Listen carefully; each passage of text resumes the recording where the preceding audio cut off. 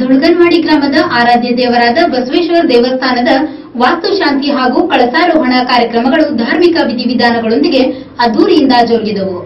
ಯಾರ ಹೃದಯದಲ್ಲಿ ಭಕ್ತಿಯಿಂದ ಕೂಡಲ ಸಂಗಮ ನೆಲೆಸಿರುತ್ತಾನೆಯೋ ಅವನು ಬಸವಣ್ಣನಿದ್ದಂತೆ. ಎಲ್ಲಿ ಬಸವ ಅಲ್ಲಿ ಶಿವನಿರುತ್ತಾನೆ, ಎಲ್ಲಿ ಶಿವ ಅಲ್ಲಿ ಬಸವಣ್ಣನಿರುತ್ತಾನೆ. ಒಂದು ಜ್ಯೋತಿ ತನ್ನನ್ನು ಸುಟ್ಟುಕೊಂಡು ಎಲ್ಲರಿಗೂ ಪ್ರಕಾಶ ನೀಡುತ್ತದೆಯೋ ಹಾಗೆ ತಮ್ಮೊಳಗಿನ ದೇಹವೆಂಬ ದೇವಾಲಯದಲ್ಲಿ ಜ್ಞಾನದ ಬೆಳಕು ಹಚ್ಚಿ ಅಜ್ಞಾನ ಎಂಬ ಕತ್ತಲೆಯನ್ನು ದೂರ ಮಾಡಬೇಕು. ಆ ನಿಟ್ಟಿನಲ್ಲಿ ಇಂತಹ ಧಾರ್ಮಿಕ ಕ್ಷೇತ್ರಗಳು ನೆನಪಿಸಿಕೊಳ್ಳಲು ಕಾರಣವಾಗುತ್ತವೆ. ಹಿಂದಿನ ಸಂತ ಶರಣರ ವಾಣಿಗಳನ್ನು ಕೇಳಿ ಅರಿತು ನಡೆದು ಸದ್ಗುರುವಿನ ದರ್ಶನ ಪಡೆದುಕೊಂಡು ತಮ್ಮ ಜೀವನವನ್ನು ಪಾವನ ಮಾಡಿಕೊಳ್ಳಬೇಕೆಂದು ವಿಜಯಪುರದ ಜ್ಞಾನಯೋಗಾಶ್ರಮದ ಶ್ರೀ ಸಿದ್ದೇಶ್ವರ ಮಹಾಸ್ವಾಮೀಜಿಗಳು ಸದ್ಭಕ್ತರಿಗೆ ಕರೆ ನೀಡಿದರು. ಅವರು ಚಿಕ್ಕೋಡಿ ಸಮೀಪದ ದುಳ್ಗನ್ವಾಡಿ ಗ್ರಾಮದ ಆರಾಧ್ಯ ದೇವರಾದ ಶ್ರೀ ಬಸವೇಶ್ವರ ದೇವಸ್ಥಾನದ ಶಿಖರ ಕಟ್ಟಡದ ವಾಸ್ತುಶಾಂತಿ ಹಾಗೂ ಕಳಸಾರೋಹಣ ಕಾರ್ಯಕ್ರಮದ ಅಂಗವಾಗಿ ಆಯೋಜಿಸಿದ್ದ ಧಾರ್ಮಿಕ ಚಿಂತನೆ ಕಾರ್ಯಕ್ರಮದಲ್ಲಿ ದಿವ್ಯ ಸಾನ್ನಿಧ್ಯ ವಹಿಸಿ ಆಶೀರ್ವಚನ ನೀಡಿದರು. ಬಣ್ಣ ಇಲ್ಲ, ಕುಂಚ ಇಲ್ಲ, ಆದರೆ ಚಿತ್ರ ಎಷ್ಟು ಆಶ್ಚರ್ಯ. ಬರೆದದ್ದು ಯಾರು ನೋಡಿಲ್ಲ, ಆದರೆ ಬರೆದದ್ದು ಎಲ್ಲರೂ ಕಾಣ್ತಾರೆ. ಅಂಥ ಎಷ್ಟು ಚೆನ್ನಾಗಿ ಸುಮ್ಮನೆ ನವಿಲುಡ ಒಂದು ಇದನ್ನು ಹಿಡ್ಕೊಂಡು ತಾವು ವಿಚಾರ ಮಾಡಿ ಏನ್ ಸೌಂದರ್ಯ, ಮುಟ್ಟಿದರೆ ಮುಟ್ಟಬಾರದು ಅಷ್ಟು ಮೃದು, ಏನಲ್ಲಿ ಹೊಳಪ, ಏನ ನೀಲವರ್ಣ, ಏನು ಕೆಂಪವರ್ಣ, ಹಳದಿ ವರ್ಣ, ನೋಡಬೇಕು ಎಷ್ಟು ಅದ್ಭುತ, ಎಷ್ಟು ಹಾಕಬೇಕು. ಮನುಷ್ಯನೇ ಯೋಚನೆ ಮಾಡು, ಈ ಬಣ್ಣವನ್ನ ಕೊಟ್ಟವ ಯಾರು? ಎರಡನೇದ್ದು ವಿಚಿತ್ರವನು ಗಗನಗಳು, ಆಕಾಶದಲ್ಲಿ ನೋಡು ಎಂಥ ವಿಚಿತ್ರದ. ಆಕಾಶದಲ್ಲಿ ಮೇಘಗಳು ತೇಲಿ ಹೋಗ್ತಾವ, ಹನಿ ಹನಿಯಾಗಿ ಮಳೆ ಬೀಳ್ತಾ ಇರ್ತದೆ. ಒಂದು ಕಡೆ ಸೂರ್ಯನ ಕಿರಣಗಳು ಎಲ್ಲ ಕಡೆ ಹರಿತಾ ಇರ್ತಾವ. ಆ ಕಿರಣಗಳು ಈ ಬಿಂದುವಿನೊಳಗೆ ಮೂಡಿ ಏನಾಗ್ತದೆ, ಏನಾಗ್ತದೆ, ಕಾಮನ ಬಿಲ್ಲು ತಯಾರಾಗ್ತದೆ. ಎಷ್ಟು ಅದ್ಭುತ ಇರಬಹುದು. ಈ ವಿಚಿತ್ರವನ್ನು ಗಗನಗಳು ಕಾಮನ ಬಿಲ್ಲವನ್ನ, ಇಂದ್ರನ ಧನುಷನ್ನ ಹೀಗೆ ಆಕಾಶದಲ್ಲಿ ಮೂಡಿಸಿದವರು ಯಾರು? ಆಕಾಶಕ್ಕೆ ನೀಲ ವರ್ಣವನ್ನು ಹಚ್ಚಿದವರು ಯಾರು? ಮೇಘಗಳ ಮೇಲೆಲ್ಲ ಬಂಗಾರದ ವರ್ಣದ ಕಿರಣಗಳನ್ನು ಹರಿಸಿದವರು ಯಾರು?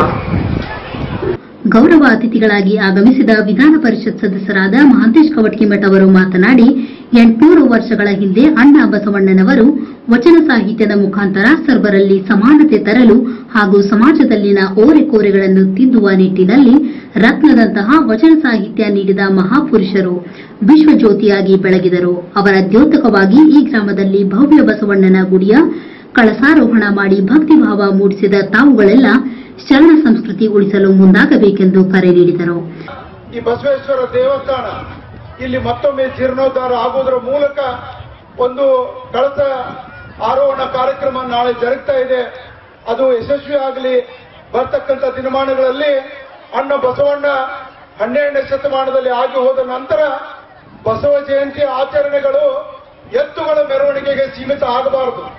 ಬಸವ ಜಯಂತಿ ಆಚರಣೆಗಳು ಅವರು ಹೇಳಿ ಹೋದಂತ ಶರಣ ಸಂಸ್ಕೃತಿ ಮತ್ತು ವಿಶೇಷವಾಗಿ ವಚನ ಸಾಹಿತ್ಯಗಳ ಮುಖಾಂತರ ಆ ವಚನಗಳನ್ನು ಮನೆ ಮನೆಗೆ ಒಯ್ಯುವುದರ ಮೂಲಕ ಮನೆಯಲ್ಲಿ ಮಹಾಮಣೆಯನ್ನ ಮಾಡತಕ್ಕಂಥ ಕೆಲಸ ನಮ್ಮ ತಾಯಂದಿರಿಂದ ಆಗಬೇಕು ಅಂತಕ್ಕಂಥ ಮಾತನ್ನ ಸಹಿತ ಈ ವೇದಿಕೆ ಮುಖಾಂತರ ಹೇಳ್ತಾ ಸಮಾರಂಭದ ಅಧ್ಯಕ್ಷ ಸ್ಥಾನ ವಹಿಸಿದ ಕನ್ಹೇರಿ ಮಠದ ಪರಮ ಪೂಜ್ಯ ಶ್ರೀ ಅದೃಶ್ಯ ಕಾಡಸಿದ್ದೇಶ್ವರ ಮಹಾಸ್ವಾಮೀಜಿಗಳು ಆಶೀರ್ವಚನ ನೀಡಿ, ನಮ್ಮ ನಾಡು ಶರಣ ಸಂತರ ಸಾಂಸ್ಕೃತಿಕದ ಬೀಡು, ನಮ್ಮ ದೇಶ ದೇವರ ದೇಶ ಎನಿಸಿಕೊಳ್ಳುತ್ತದೆ. ಆ ನಿಟ್ಟಿನಲ್ಲಿ ನಮ್ಮ ನಾಡಿನ ಧಾರ್ಮಿಕ ಸಂಸ್ಕೃತಿಯ ರಕ್ಷಣೆಗಾಗಿ ಮುಂದಿನ ಯುವ ಜನತೆ ದುಶ್ಚಟಗಳಿಂದ ದೂರವಿದ್ದು ಸತ್ಸಂಗದ ಕಡೆಗೆ ತಮ್ಮ ಒಲವು ತೋರಬೇಕು.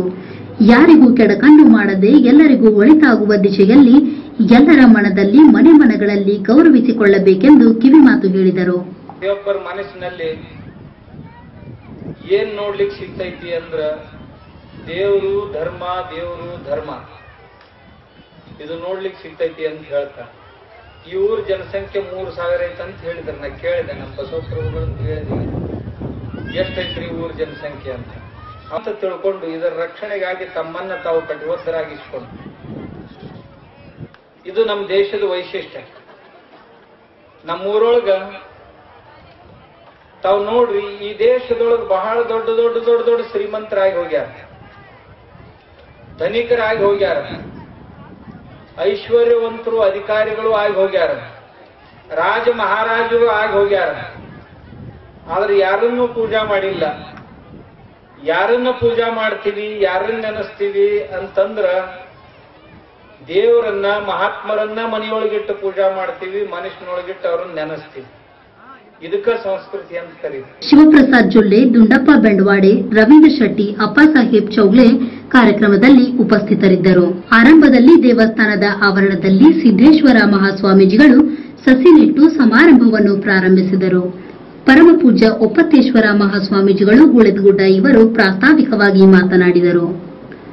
ಸಮಾರಂಭದಲ್ಲಿ ಸದ್ಗುರು ಬಸವಪ್ರಭು ಮಹಾರಾಜರು, ಪ್ರಾಣಲಿಂಗ ಮಹಾಸ್ವಾಮೀಜಿಗಳು ಸೇರಿದಂತೆ ವಿವಿಧ ಮಠಾಧೀಶರು ಹಾಗೂ ಚಿಕ್ಕೋಡಿ ಸದಲಗಾದ ಶಾಸಕರು, ಕಂದಾಯ ಇಲಾಖೆಯ ಸಂಸದೀಯ ಕಾರ್ಯದರ್ಶಿಗಳಾದ ಗಣೇಶ್ ಹುಕ್ಕೇರಿ ಸೇರಿದಂತೆ ಇನ್ನಿತರ ಗಣ್ಯರು ಕಾರ್ಯಕ್ರಮದಲ್ಲಿ ಉಪಸ್ಥಿತರಿದ್ದರು.